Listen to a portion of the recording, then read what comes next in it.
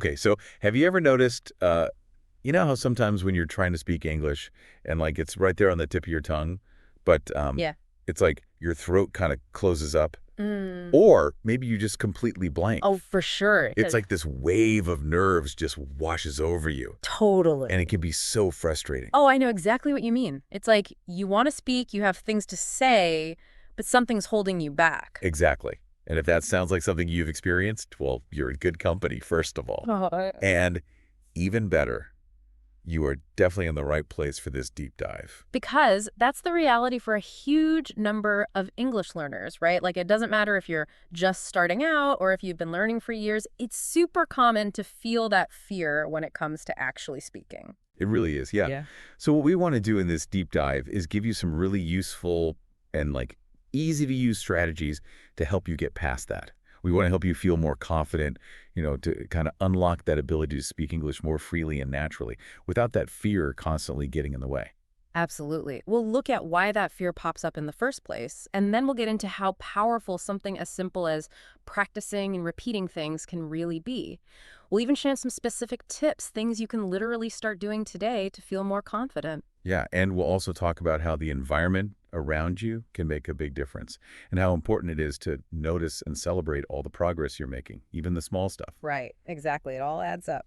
So, are we ready to dive in? Yeah, let's do this. Let's start by talking about why speaking English can feel scary in the first place. Like, what's actually going on there? Okay, yeah, let's unpack that. So, I think one of the biggest things, and this is something that probably resonates with a lot of people, is the feel of making mistakes. It's that worry about, saying the wrong word or messing up the grammar or like totally botching the pronunciation. It can almost feel like every sentence is a potential landmine. Yeah, and that fear of not getting it perfect, it could be really strong. Oh, absolutely. It can be paralyzing for some people. But here's the thing to keep in mind. Mistakes, they aren't really these like huge roadblocks. It's more helpful to think of them as, I don't know, like signposts on your journey of learning. Okay, that's interesting. Think about it this way. Remember when you were learning to ride a bike? Like you didn't just hop on and start pedaling perfectly right. Yeah. You probably wobbled, maybe you even fell a few times. Oh, yeah, totally. But each time you kind of messed up, you learned something. You figured out what didn't work, and that helped you move closer to what did work. Hmm. So it's like each mistake gives you a little piece of information about how to get better. Right. And with language learning, it's the same thing. So instead of seeing mistakes as this big failure, it's way more helpful to see them as feedback, valuable feedback. Oh, that's a good way to look at it. So it's not about avoiding mistakes at all costs. It's about using them to learn and grow. Exactly. And another big one that comes up a lot is the fear of being judged, right? You worry about other people, especially if they're like fluent speakers or native speakers. You think they'll notice every little mistake. Maybe they'll even laugh or give you weird looks. Oh, yeah, that's a big one. Like feeling self-conscious, worrying what other people are thinking. Yeah, and it can make you feel super vulnerable, like you don't want to put yourself out there. But, okay, here's something to consider. Think about someone you know who is learning your native language. Like when they try to speak, even with mistakes, isn't there a part of you that's really impressed? That's a brilliant point. I love that. You're right. Most people are usually impressed by that effort, right? By the courage it takes to try. They admire it. Exactly. And most of the time, they're not judging you harshly at all. They're rooting for you. Totally. So rather than getting caught up in what this, potentially critical imaginary audience might be thinking, try to zoom out a little and just see what you're actually doing. You're putting yourself out there, right? You're Fair. trying to connect with others in a new way, and that's something to be really proud of. For sure.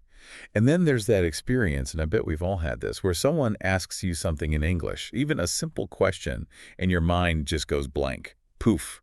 Like all the English words you knew have just vanished. Oh, yeah, 100%. It's that classic brain freeze moment, and it's so common. It often comes back to that pressure we were just talking about, that pressure to be perfect. Right. So you want to have that perfect answer ready, the ideal word just pop into your head. Right away. And then when it doesn't happen instantly, it can feel like, oh no, I've failed, and that's when you can freeze up. But here's the thing. Even native English speakers, they pause. They use those filler words like and they take a moment to think about what they want to say. All the time. It's part of how we speak. It's totally natural. So you giving yourself that same space, right? Taking a breath, maybe even using a filler word if you need to.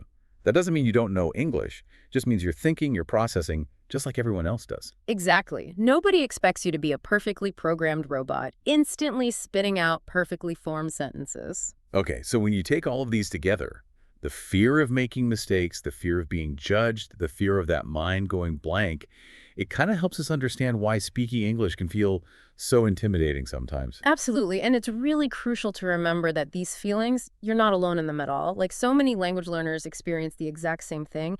And even fluent speakers, they can still feel nervous or apprehensive in certain situations, like if they have to give a big presentation or something. Yeah, so it's not about being completely fearless. It's about managing those feelings. Exactly. And the really cool thing is, the more you face that fear, the more you choose to speak English, even when you're feeling a bit nervous, the more resilient you actually become. You start to prove to yourself, hey, I can do this. And gradually that fear loses its grip. It's not so powerful anymore. Exactly. So at the end of the day, the big takeaway here is that it's not about being perfect right away.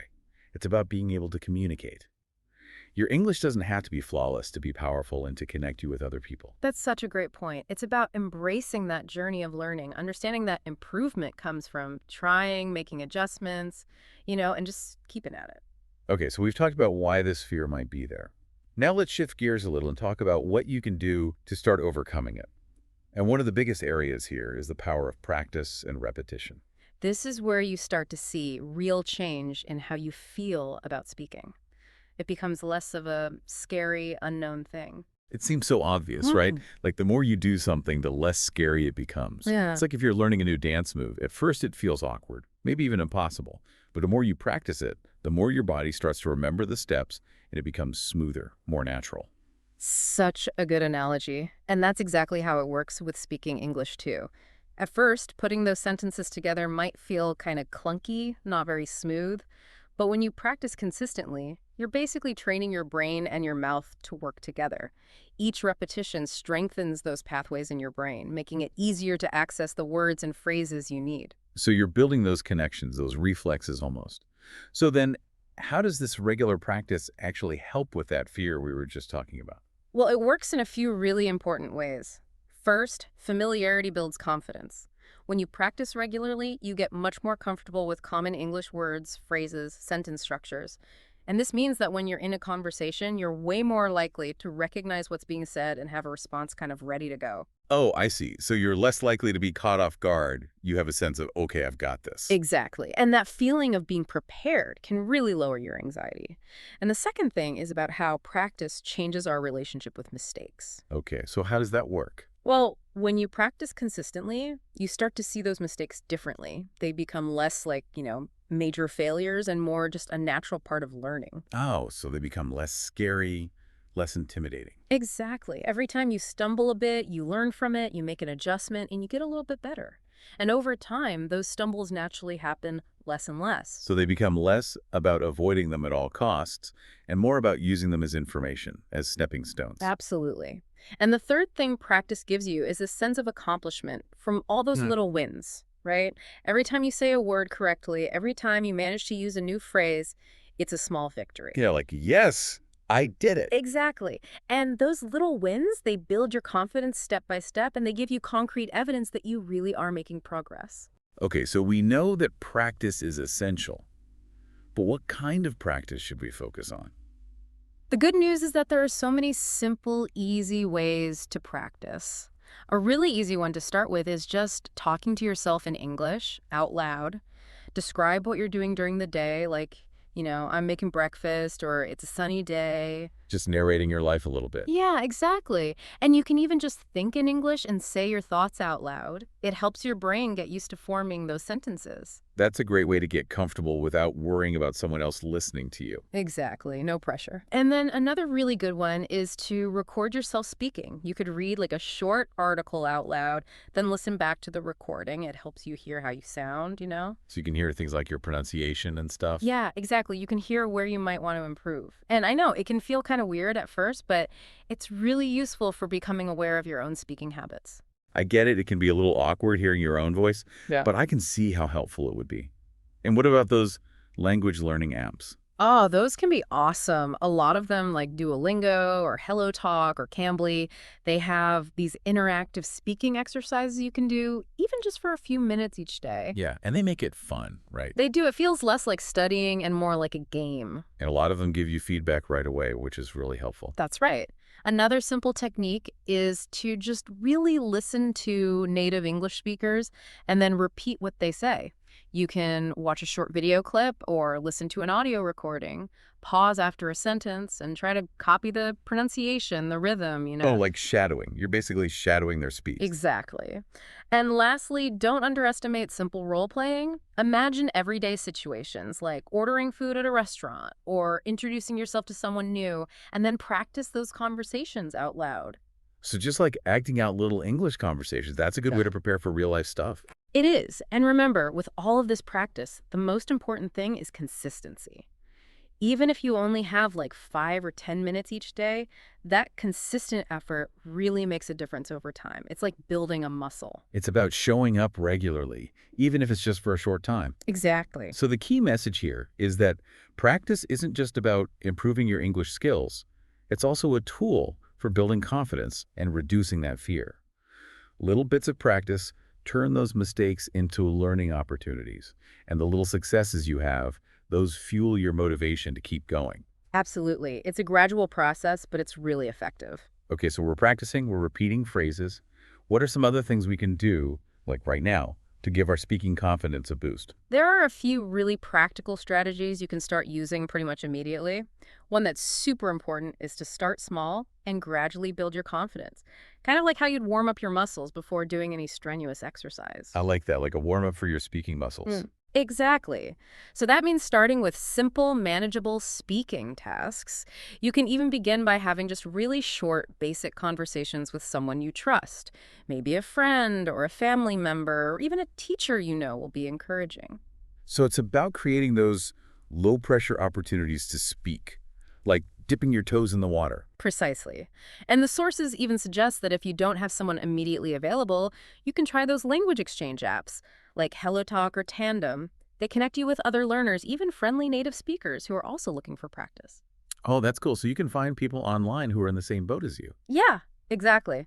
And when you do speak, focus on using simple sentences. You don't need to try and come up with these like perfectly crafted sentences, especially when you're just starting out or when you're feeling nervous. Just keep it clear and simple. Right. And the source had this great example. Instead of saying something long and complicated like, although I was feeling quite fatigued last night, I nevertheless made the decision to proceed to the supermarket in order to procure some fresh produce for our evening repast. You could just say, I was tired yesterday, but I went to the store for vegetables. Oh yeah, that's much better. Clear, concise, Yeah, less overwhelming for sure. totally. And as you become more comfortable with those simpler exchanges, you'll naturally start using more, complex sentences and a wider vocabulary. It's a process. I like that. And there's another tip from the source that I found really interesting. It's this idea of using scripts to prepare for certain situations. Yes, that can be incredibly helpful, especially for situations that tend to make you feel anxious, like Hmm. introducing yourself to someone new or asking for directions. So if you prepare and practice these like short, simple scripts, you'll feel much more prepared. You're less likely to freeze up in the moment. So it's like having a few reliable phrases ready to go in your mind. Exactly. For example, for introducing yourself, you could practice saying, Hi, my name is your name. Nice to meet you. Or, Hello, I'm your name. I'm learning English. Simple things like that. And for asking for help, you could practice saying, Excuse me, could you help me, please? Or, I have a question. And when you practice those aloud, it makes the words feel much more natural and you're more likely to remember them when you need them. It's like building up that muscle memory for those phrases. And what about celebrating small wins? Oh, that is so crucial. It's so easy to focus on what you can't do yet. But when you take the time to acknowledge and appreciate your progress, no matter how small, it can really make a difference in your confidence. It's about shifting your focus to what you have achieved. Yeah. So, like, did you manage to understand a whole sentence in a movie without subtitles? That's a win. Did you order your coffee exactly how you wanted it in English? That's another win. It's about those little moments of success. Exactly. And it doesn't have to be a big celebration, even just a mental, yes, I did that. Just allow yourself to feel good about it. Give yourself some credit. And then On the flip side of that, it's important to work on managing that inner critic, that little voice that can pop up and tell you you're going to mess up or sound silly. Oh, yeah, that negative self-talk. That can be Yeah, a real confidence killer. it can be. So the key is to consciously challenge and reframe those negative thoughts. When you catch yourself thinking, oh, I'm going to mess this up, try to replace it with a more encouraging thought like, it's okay if I make a mistake. That's how I learn. So it's about catching yourself in those moments and choosing a more positive thought. Exactly. And there's this other technique called positive visualization. So, like, before you know you're going to be speaking English, take a few moments to close your eyes and imagine yourself speaking confidently, fluently. Picture the conversation going well. Almost like a mental rehearsal. It is. It is. And it can really help you feel calmer and more prepared. And what about goal setting? Have you found that to be helpful? Oh, definitely. I think setting goals, especially small, achievable ones, is a great way to stay motivated. Right. It's about breaking down that big, maybe even kind of scary goal of speaking fluent English into smaller steps that feel more manageable. So, for example, you could set a goal to say at least 3 sentences in English in your next conversation, or learn and actually use 5 new English words this week. And when you hit those mini goals, it gives you this feeling of, okay, I'm moving forward, I'm making progress. It's like those little milestones keep you going. Exactly, and it helps build your belief in yourself, like, hey, I can do this. That's great. And I think it's so important to remember that the main goal, at least initially, is communication, not perfection. Right. It's about being able to get your message across, to connect with other people. Your English doesn't have to be perfect to be effective. That's so true. And most people are going to appreciate the effort you're making to communicate, even if you make a few small mistakes along the way. The source even gives an example, like, don't stress if you accidentally say, she eat pizza instead of she eats pizza. If your meaning is clear, that's what matters most. Right. So don't let those little grammar hiccups trip you up. And Mhm. actually, the source mentioned this little confidence-boosting exercise you can try. Choose one simple English phrase that you like, maybe something you use often. Then say it out loud 3 times, slowly and clearly, while smiling. And then try to actually use that phrase with someone during the day. I love that. Such a small thing, but it gets you practicing. Exactly. So to sum up, take small steps, use simple language to start, focus on getting your message across, and celebrate all those little wins along the way. Absolutely. Be patient with yourself, be kind to yourself, and remember that everyone's learning journey is different, so don't compare yourself to others. Just focus on your own progress. And now we've talked about a lot of things you can do individually, but the environment you're in can also make a huge difference, can't it? It really can. Feeling safe and comfortable when you're practicing, it's super important. If you're constantly worried about being judged or feeling under pressure, it just makes the whole process harder. So let's talk about how our listeners can find or create those safe spaces for speaking practice. One really great option is to join language clubs or conversation groups. These are amazing for meeting other people who are learning and sometimes even native speakers who are happy to help you practice. So it's about surrounding yourself with people who understand the challenges and are supportive. Exactly. And those clubs and groups often create this non-judgmental atmosphere where the focus is on learning and encouraging each other, not on pointing out every tiny mistake. Where can people find these kinds of groups? I imagine they're out there, but how do you actually connect with them? Yeah, so the source suggests checking out local community centers or libraries. Sometimes even cafes or bookstores host language exchange events. And then online, you can search on Meetup or even on Facebook or Reddit, for groups in your area. Oh, that's a great idea. So there are both in-person and online options. What about practicing with people you already know, like friends or family? That can be fantastic, especially if you have friends or family who are also learning English. You can kind of create your own little practice group, share goals, do exercises together, and, encourage each other. And it's a very safe, low-pressure environment, right? Yeah, absolutely. There's that built-in trust and support. The source even mentions practicing with children, if you have any in your life, which is interesting. They're often really curious and less judgmental about language learning. They just want to communicate and have fun. Yeah, I can see that. Sometimes kids are the best teachers because they're so uninhibited. What about finding language partners who are fluent speakers? That's another great way to go. And there are a bunch of language exchange platforms out there like HelloTalk, italki, or Conversation Exchange, where you can find people who are interested in doing language exchanges. So you might help them with your native language while they help you with English. It's a win-win. It is. And the key here is to look for partners who are patient and encouraging. People who understand that learning takes time and that mistakes are part of the process. So finding those people who are going to cheer you on and help you along the way. Exactly. And another good tip is to look for low stakes opportunities to practice in your everyday life. Just start using simple English phrases in situations where it doesn't feel like a huge deal if you make a mistake, like ordering a coffee at a cafe or asking for directions. Even talking to yourself in English when you're alone can be good practice. Just getting used to the sounds, making it feel more natural. Exactly. And don't forget about technology. There are lots of apps and programs that can help create a safe space to practice. Like, remember we talked about recording yourself speaking? That's a great way to focus on your pronunciation and fluency without the pressure of a live audience. And then there are apps that give you feedback on your pronunciation, and even chatbots you can practice basic conversation with without any fear of judgment. That's a good way to get started and build up some confidence before having to talk to a real person. Exactly. And one last thing, it's really helpful to be upfront about your English level when you're speaking with fluent speakers. Don't be afraid to tell them, hey, I'm still learning. Just be honest about where you're at. Yeah, most people are really understanding, and they'll often adjust their speaking to make it easier for you. They might slow down, use simpler words. Right, so just setting that expectation can make things a lot less stressful. Absolutely. And you can always use phrases like, I'm practicing my English. Could you please speak a little slower? Or if I make a mistake, please let me know. Most people are happy to help. And then finally, another great tip is to actively seek out those supportive communities, both online and offline. Right. There are so many groups and online forums where English language learners connect, share tips, and encourage each other. It's all about surrounding yourself with people who understand what you're going through and who want to see you succeed. Exactly. And so to sum up this whole section about creating safe environments, it's really about finding those spaces where you feel comfortable taking risks, making mistakes, and you know that people are there to support you, not to judge you. And that can make a huge difference in your progress.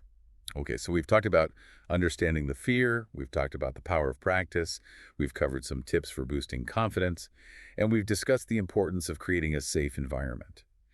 Now let's talk about staying motivated for the long haul, and I think a huge part of that is recognizing and celebrating your progress. Yes, that's so important. Taking the time to acknowledge how far you've come, even if those steps seem small, it keeps your motivation high. It keeps you excited about learning. So what are some practical ways our listeners can celebrate their achievements? One really great one is to keep track of your progress in some way. It's incredibly encouraging to see how far you've come, even if it's just for yourself. So how can people do that? You could start a language learning journal, maybe in a notebook or even on your phone, and just write down anything new you've learned. Maybe new words or phrases, conversations you had, anything you felt good about. Even if it's just like, today I understood an entire sentence in a podcast. So it's like your own personal record of your language learning wins. Exactly. And it's a great reminder on those days when you might be feeling discouraged. You can look back and be like, wow, I've come a long way. It shows you how much progress you've made, even if you don't always realize it. Yeah. What about setting milestones? Yes, that can be really helpful too. Break down those big overarching goals into smaller, more manageable steps. So, like, you could aim to learn a certain number of new vocabulary words every week, or have a 5-minute conversation in English without switching back to your native language, or maybe try to understand the main points of a short English news report. And then when you reach those mini goals, you celebrate. You give yourself a little pat on the back. Exactly. And another great way to see your progress is by regularly recording yourself speaking English. Save those recordings, and then maybe every few weeks or month, listen back to an older one and compare it to a newer one. You'll probably be amazed at how much improvement you hear, not just in your pronunciation or your fluency, but also in your confidence. That's like concrete proof that you're getting better. It is. And then, of course, don't forget to reward yourself. Learning a new language takes time, dedication, effort, and it's so important to acknowledge that with a little treat or reward. It helps keep you motivated, and it creates those positive associations with the learning process. So what kind of rewards are we talking about? It can be anything you enjoy. After a practice session, maybe watch an episode of your favorite English TV show, or listen to a new song in English. Or you could take a break and do something you love, like reading a book, going for a walk, whatever brings you joy. And then for those bigger milestones, like finishing a course or having a longer conversation in English, maybe you plan a bigger reward. Treat yourself.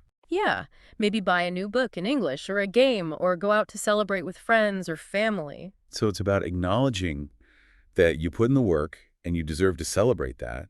And I think it's also important to celebrate those moments of progress that go beyond just test scores or perfect grammar. Oh, absolutely. Those are the moments that really show how far you've come. Like maybe you can understand a conversation without having to translate every word in your head. Or you feel more confident asking for directions in English. Or you naturally use a new word or phrase in a conversation. Those are the real signs that you're becoming more comfortable and capable in English. Exactly, and they deserve to be celebrated. And lastly, make it a habit to reflect on your language learning journey every now and then. Take some time to think about where you started and how far you've come. It's easy to get caught up in the day-to-day and forget to acknowledge the big picture. It's like taking a step back and looking at the whole journey, all the progress you've made. Yeah, you can ask yourself questions like, what can I understand or say in English now that I couldn't before? Or, do I feel more comfortable speaking now, even though I know I still make mistakes? And that can give you a renewed sense of motivation and encouragement. It really can. And to kind of loop back to what we were talking about before, remember, it's all about progress, not perfection. Focus on communicating, make learning fun, enjoy the journey, and be patient with yourself. Absolutely. Those are such important reminders. Well, this has been such a helpful deep dive into overcoming the fear of speaking English. We've explored why that fear exists, and more importantly, we've shared a bunch of practical strategies you can start using today. And I think the most important thing is to remember that this is a journey, and it's perfectly okay to take it at your own pace. Every effort you make, every time you choose to speak English, you're moving in the right direction. So, for all of our listeners out there, we want to leave you with this thought. With consistent effort, patience, and the right strategies, you can absolutely achieve your language learning goals. You got this. And, we'd love to hear from you. What's one tip we talked about today that you're going to try? Or what's one action you're going to take this week to boost your speaking confidence? Let us know in the comments. We always love hearing from you. And if you found this deep dive helpful, please like it, share it with others who might benefit, and subscribe so you don't miss any future episodes. And remember, we're here to support you on this journey. So, it's time to start speaking confidently. Thanks for joining us for this deep dive. See you next time.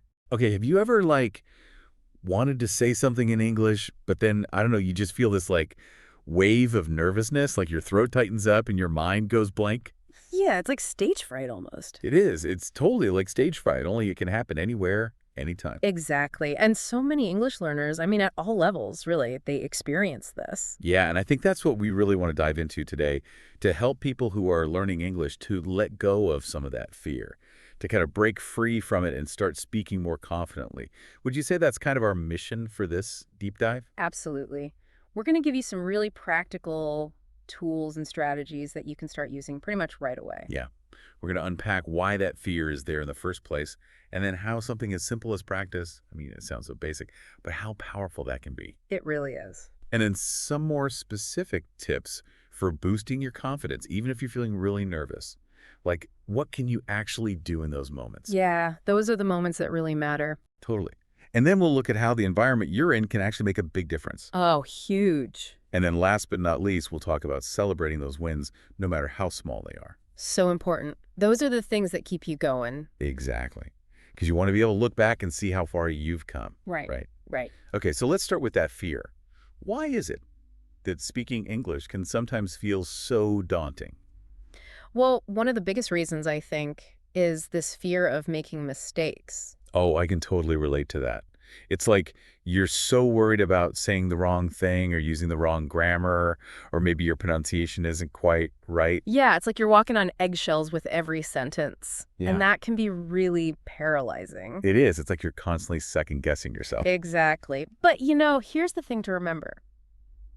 Everyone makes mistakes when they're learning something new. It's part of the process. Okay, but it's so easy to forget that when you're in the moment, right? Absolutely. But think about it this way. When you were learning to ride a bike, did you just hop on and ride perfectly the first time? Oh, definitely not. I fell a lot. Right. And each time you fell, you learned something, you adjusted your balance, you figured out what not to do, and you got a little bit better. So you're saying it's the same with language? Exactly. Those mistakes, they're not failures. They're actually feedback.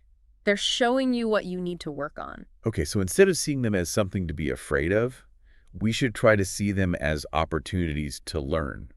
Precisely. I like that. And another big fear that often holds people back is the fear of being judged. Oh, yeah, that feeling of like everyone's listening to me and thinking, oh, their English isn't very good. Yeah, like people are judging your every word, maybe even laughing at you or giving you strange looks. It's really uncomfortable. It is, especially if you're talking to someone who's a fluent speaker or maybe a native speaker. It can feel really intimidating. Totally. And it's natural to feel self-conscious in those situations. But here's something to consider. Have you ever encountered someone who was learning your native language? Yeah, of course. And when they tried to speak, even if they made mistakes, didn't you kind of admire their effort? Oh, for sure. I mean, I think it's really impressive when someone takes the time and the effort Yeah. to learn another language. Exactly. So the chances are most people you speak English with are going to be the same way. They're not going to be judging you harshly. They're more likely to be impressed by your willingness to try. So it's about shifting that focus, right? Yeah. Instead of worrying about what other people might be thinking, focus on the fact that you're putting yourself out there and trying to communicate. Exactly. And that takes courage, which is something to be proud of. Okay, so we've got the fear of making mistakes and the fear of being judged. What else? Well, there's also that really common experience of your mind just going completely blank when someone asks you a question in English. Oh, yeah. It's like all the words you know have suddenly vanished. Exactly. You know the words, you've studied them, but in that moment, under pressure, you just can't access them. And it's frustrating, right? Yeah. Because you know more than you're able to say. It is. And often, this blank mind phenomenon comes from that same pressure to be perfect. We want to have the ideal response ready instantly, but language doesn't always work that way. It's like we overthink it and then we freeze up. Exactly. But the thing is, even native English speakers don't always have the perfect words right away. They pause, they use filler words like, and they take a moment to think. It's a natural part of communication. So it's okay to do that too. Absolutely. It doesn't mean you don't know English. It just means you're taking a moment to process and formulate your thoughts. That makes me feel better already. It's really important to normalize those moments. Okay, so we've talked about the fear of making mistakes, the fear of judgment, and the fear of that mind blank moment. When you put all of that together, it's no wonder speaking English can sometimes feel so scary. It can be really intimidating, but the most important thing to remember is that these feelings are incredibly common. Most language learners experience them, and even fluent speakers sometimes feel nervous or self-conscious when they're speaking in certain situations. Right, like giving a presentation or talking to a big group of people. Exactly. So feeling this fear doesn't mean there's something wrong with you or that you're not good at English. It just means you're human. Exactly. And here's the really encouraging part. Every time you face that fear and choose to speak English anyway, you're building resilience. You're proving to yourself that you can do it, and that fear starts to lose its power over time. That's a good reminder. It's like the more you do it, the easier it gets. Absolutely. So the main takeaway here is that the goal is not to be perfect. It's to communicate. Your English doesn't have to be flawless, to be powerful, and to connect you with others. It's about getting your message across. Exactly. It's about progress, not perfection. Okay, I love that. So we've talked about the why behind the fear. Now let's switch gears and talk about what you can actually do to start overcoming it. And one of the biggest things that comes up again and again is the power of practice and repetition. This is where the rubber really meets the road. When you start putting in the practice, you start to see real changes in how you feel about speaking. It sounds so basic, but why is practice so important? Well, think about it. The more you do something, the less scary it becomes. Yeah, that makes sense. Like when you first learn to drive a car, you can feel pretty overwhelming. But the more you drive, the more comfortable and confident you become. Exactly. And it's the same with speaking English. At first, it might feel really awkward and difficult to put sentences together, but the more you practice, the smoother it gets. You're essentially training your brain and your mouth to work together more efficiently. So how does that regular practice help to reduce the fear we were just talking about? Well, for one thing, familiarity breeds confidence. When you practice regularly, you become more familiar with common English words, phrases, and sentence structures. So, when you're in a conversation, you're more likely to recognize what's being said and have a response ready. Okay, so it's like you have the tools you need, and that makes you feel more prepared. Precisely. And the second thing is that practice changes how you view mistakes. When you're constantly practicing, you start to see those mistakes less as failures and more as part of the learning process. Okay, so you're not so afraid of them anymore. Exactly. You realize that each mistake is an opportunity to learn and improve. So they become less intimidating. Exactly. And the third benefit of practice is that you start to experience those small wins, which can be really motivating.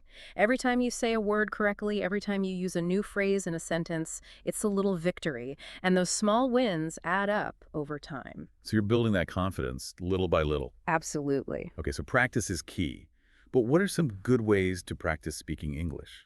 Well, there are so many options, and the best way is really whatever works best for you and fits into your lifestyle. But here are a few ideas to get you started. One really simple one is just talking to yourself in English. You can describe what you're doing as you go about your day, or even just think your thoughts out loud in English. So like narrating your life in English. Exactly. It might feel silly at first, but it's a great way to get comfortable with the sounds of the language and practice forming sentences without any pressure.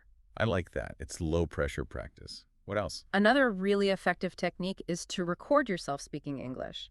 You could read a short article or a paragraph from a book out loud and then listen back to the recording. Ooh, that can be a little scary hearing your own voice. It can be, but it's really helpful for identifying areas where you might want to improve your pronunciation or your intonation. Whoa, like if you're putting the emphasis on the wrong syllable or something. Exactly.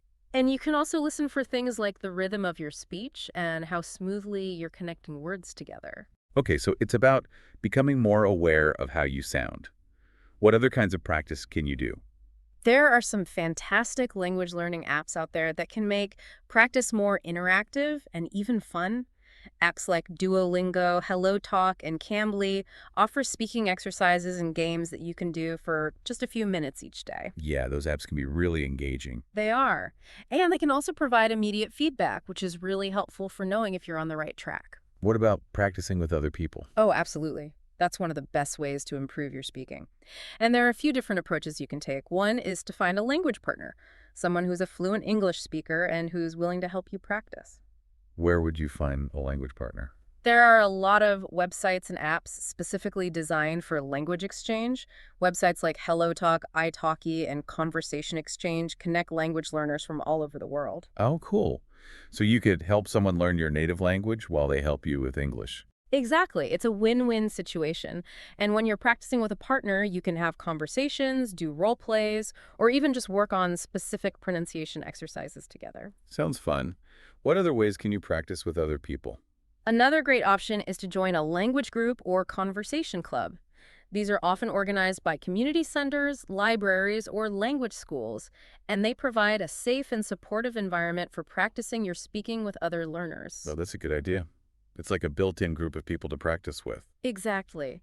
And it's a great way to meet new people and make friends who share your interest in learning English. And you can probably get tips and advice from each other, too. Absolutely. And remember, the most important thing with any kind of practice is consistency.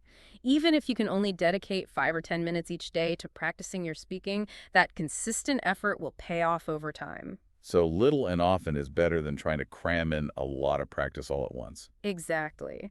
It's about building those good habits and making practice a regular part of your routine. Okay, so we're actively practicing, we're repeating phrases, we're talking to ourselves, we're recording ourselves. What are some other really concrete things you can do to boost your speaking confidence? Well, one of the most effective things is to start small and build your confidence gradually. It's like warming up your muscles before you exercise. You don't want to jump into the most challenging task right away. So what does that look like in terms of speaking English? Well, it could mean starting with really simple conversations with someone you trust, a friend, a family member, a teacher, or even another language learner. It could even be as simple as practicing greetings, introductions, or asking basic questions. So it's about finding those low-pressure situations where you can just ease into speaking. Exactly. And when you are speaking, try to focus on keeping your sentences short and clear. You don't have to use complicated grammar or big vocabulary words. Just get your message across. So don't try to do too much too soon. Exactly. As you become more comfortable, you can naturally start to expand your vocabulary and use more complex grammar. I think that's really important. Sometimes we try to be too perfect, and then we end up feeling overwhelmed. Absolutely. It's about finding that sweet spot between challenge and comfort. I like that. Another really helpful tip is to use scripts. Scripts, like you're acting in a play. Kind of. But it's more about preparing for those common situations that tend to make you feel nervous. So, for example, you could write out and practice a short script for introducing yourself to someone new, ordering food at a restaurant, or asking for directions. Oh, that's a good idea. It's like having a little cheat sheet in your mind. Exactly. And by practicing those scripts out loud a few times, you'll feel much more prepared and less likely to freeze up when you're actually in that situation. So it's about taking away some of the uncertainty. Exactly. And here's a really important one. Remember to celebrate your small wins. Oh, yes. I love this one. It's so easy to get caught up in what we're not doing well and forget to acknowledge all the progress we've made. But those small victories are so important for building your confidence and keeping you motivated. So every time you successfully use a new word in a conversation, every time you understand a native speaker without having to ask them to repeat themselves, every time you feel a little bit less nervous when you're speaking, take a moment to acknowledge that achievement. So it's like giving yourself a little pat on the back for all your hard work. Exactly. It could be something as simple as saying to yourself, "Good job," or "I did it." Or even just allowing yourself to feel a sense of pride and accomplishment. And I think it's also important to recognize that progress isn't always linear.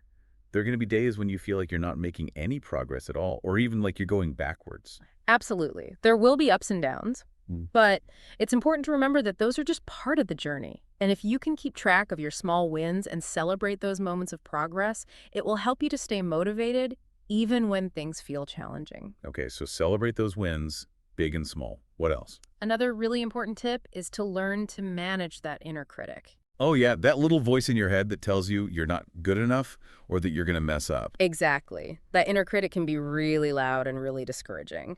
But the key is to learn to recognize those negative thoughts and then consciously challenge them. So how do you do that? Well, one way is to replace those negative thoughts with more positive and realistic ones. So, for example, instead of thinking, "I'm going to sound stupid," try thinking, "It's okay if I make mistakes. Everyone does." Or instead of, "My English will never be good enough," try, "I'm learning and improving every day, even if it's just a little bit." Like retraining your brain to be more supportive. Exactly. And a related technique is positive visualization. Okay, what's that? Well, it's basically using the power of your imagination to help you feel more confident. So before you know you're going to have to speak English, take a few moments to close your eyes and picture yourself speaking confidently and fluently. Imagine that the conversation is going well, that you understand what's being said, and that you're able to express yourself clearly. Oh, I like that. It's like a mental rehearsal. Exactly. And by doing this, you're essentially creating a positive expectation in your mind, which can help to reduce anxiety and boost your confidence. So we're challenging negative thoughts, we're visualizing success. What about setting goals? Setting goals is a great way to stay motivated and track your progress. And when it comes to speaking, it can be really helpful to break down your big, overarching goals into smaller, more manageable steps. So instead of just saying, "I want to be fluent in English," you might set smaller goals like, "I want to be able to have a 5-minute conversation in English," or "I want to learn 10 new vocabulary words this week." Exactly. And achieving those smaller goals gives you a sense of accomplishment and helps you to stay motivated. It's also a good way to track your progress and see how far you've come. So it's about making those goals feel less daunting and more achievable. Exactly. And remember, the ultimate goal of speaking English is to communicate. It's not to be perfect. Most people you interact with are going to be more interested in what you have to say than in whether you're using perfect grammar or pronunciation. So don't let the fear of making mistakes hold you back from trying. Exactly. And here's a little confidence-boosting exercise you can try right now. Hmm. Choose a simple English phrase that you like, maybe something like, "Hello, how are you?" or "Thank you so much," or "Have a great day." Okay, I've got my phrase. Now say it out loud 3 times, slowly and clearly, and smile while you're saying it. Okay, done. Now, sometime today, try using that phrase with someone. It could be a friend, a cashier at the store, or even just a stranger on the street. Just get those words out there and see how it feels. I like that. It's a small step, but it can make a big difference. Absolutely. And remember, everyone's journey is different. Don't compare yourself to others. Just focus on your own progress and celebrate your own successes. That's great advice. Okay, so we've talked a lot about things you can do individually to build your confidence. But the environment you're in can also play a big role, right? Absolutely. Feeling safe and comfortable when you're practicing your speaking is so important. If you're constantly worried about being judged or feeling under pressure, it's going to be much harder to relax and focus on learning.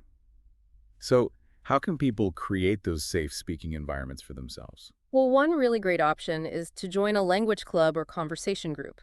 These are usually informal gatherings where people who are learning English can come together and practice their speaking in a supportive and non-judgmental atmosphere. Where would you find those kinds of groups? You can often find them through community centers, libraries, or even online. Websites like Meetup are a good place to start. Just search for English conversation groups or language exchange events in your area. So, you can find both online and in person groups. Exactly. And the great thing about these groups is that everyone's in the same boat. They're all there to learn and improve, and they're all going to make mistakes. So it takes the pressure off and allows you to practice more freely. It's like a built in support system. Exactly. And another option is to practice with friends or family members who are also learning English. Oh, that's a good idea. It's like having a built in study buddy. Exactly. You can encourage each other, practice conversations together, and maybe even gently correct each other's mistakes. But what if you don't have any friends or family who are learning English? Well, in that case, you could look for a language partner online. We mentioned some websites earlier for language exchange. Those can be great for finding someone who's a native English speaker and who's willing to help you practice in exchange for you, helping them learn your language. So, you get to practice your English and help someone else learn your language at the same time. Exactly. And another great option is to look for opportunities to practice in low-stakes situations. So this could be things like ordering food at a restaurant, asking for directions, or making small talk with people you meet in your daily life. Okay, so just trying to use English in everyday situations as much as possible. Exactly. And the key here is to start with small, manageable interactions and gradually work your way up to more challenging ones. And don't be afraid to let people know that you're still learning English. Most people are very understanding and will be happy to speak a little slower or use simpler language if you ask them to.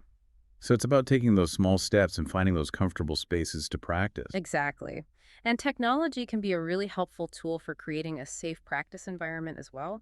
You can use speech recognition software to get feedback on your pronunciation, or you can practice having conversations with chatbots or virtual language partners. So, even if you don't have anyone to practice with in person, you can still get valuable practice using technology. Absolutely. And one last tip for creating a safe speaking environment. Surround yourself with positive and encouraging people. These could be friends, family members, teachers, or other language learners who believe in you and who are there to support you. So, find your cheerleaders. Exactly. Because having that positive support system can make a huge difference in your confidence and your motivation. Okay, so we've talked about understanding the fear, the power of practice, tips for boosting confidence, and the importance of a safe environment. Now, let's talk about staying motivated for the long haul. And a key part of that is recognizing and celebrating your progress. This is so crucial. It's easy to get discouraged when you're learning a new language, especially if you're focusing on all the things you still can't do. But if you take the time to acknowledge and celebrate how far you've come, it can make a huge difference in your motivation and your overall enjoyment of the learning process. So, what are some practical ways to celebrate those achievements? Well, one really helpful strategy is to keep track of your progress. This could involve starting a language learning journal where you write down new words or phrases you've learned, successful conversations you've had, or any challenges you've overcome. You could also use a language learning app that tracks your progress for you. So, it's about creating a visual record of your journey. Exactly. And seeing that record can be incredibly motivating, especially on those days when you're feeling discouraged. It's a reminder of how far you've come and all the hard work you've put in. Okay, so keep track of that progress. What else? Another great way to celebrate your achievements is to reward yourself.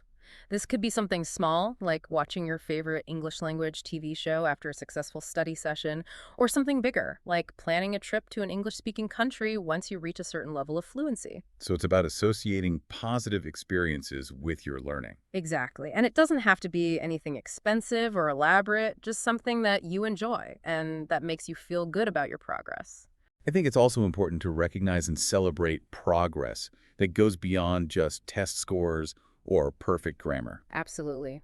Sometimes the most meaningful moments of progress are those small, everyday victories, like understanding a conversation without having to translate, feeling more comfortable speaking up in a group, or using a new word or phrase naturally in a conversation. Those are the moments that really show you're becoming more comfortable and confident in English. Exactly.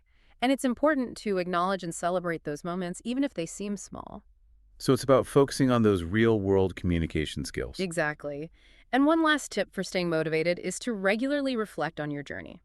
Take some time to look back at where you started and think about how far you've come. Ask yourself questions like, what new things can I do in English now that I couldn't before? Or how has my confidence changed since I started learning? It's about taking a moment to appreciate the journey. Exactly. And it can be really inspiring to see how much you've grown and learned along the way. And it can also help you to identify areas where you might want to focus your efforts going forward. Absolutely. So remember, don't get so caught up in the destination that you forget to enjoy the journey.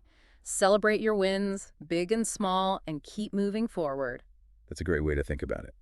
So as we wrap up this deep dive, I want to say to everyone listening, be kind to yourself, be patient, and most importantly, keep practicing. And remember, the goal is not perfection, it's communication. So don't let the fear of making mistakes hold you back. Get out there and start speaking. Exactly. And we'd love to hear from you. What are some of your biggest fears or challenges when it comes to speaking English? And what are some of the things that have helped you to overcome those challenges and build your confidence? Share your thoughts and experiences in the comments below. And if you found this deep dive helpful, please like it, share it with others who might benefit, and subscribe to our channel for more language learning tips and advice. We're here to support you on your journey. And remember, you're not alone in this. We're all learning together. So let's keep practicing, keep learning, and keep speaking. Thanks for joining us on the deep dive.